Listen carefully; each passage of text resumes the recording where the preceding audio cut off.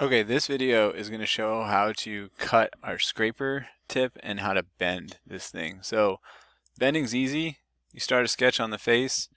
You have to specify a line that you want it to bend on. So I'm just going to make a horizontal line and I'm going to dimension it 2.5 inches from the top.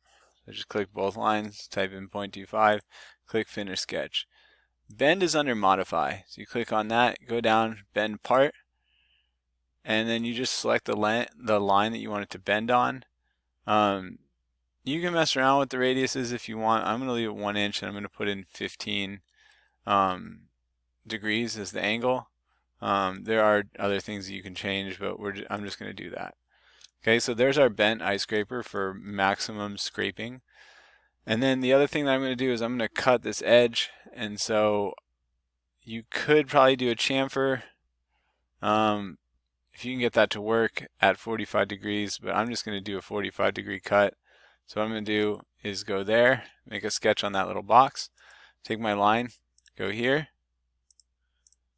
I'm going to just finish the profile, and I'm going to dimension from here to here is 45 degrees. That moved a little bit. If that happens, take your coincident constraint and just get that point to move there. As long as this goes all the way past, the rest doesn't matter. I'll do finish sketch, extrude, pull this all the way across, and it'll cut. And there's our cut scraper. Let's go ahead and make this clear too. So we'll go up here and choose, actually we'll go here and do polycarbonate, clear, or smoke, whichever one you want. You can mess around with either one. This is kind of like not completely clear. It's kind of smoky. Or you can do clear, and it'll just be a clear ice scraper. So save that. Save it as something different.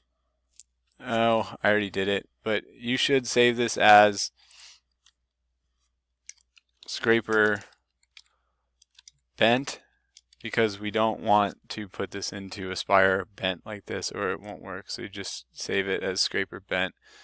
All right, that's it.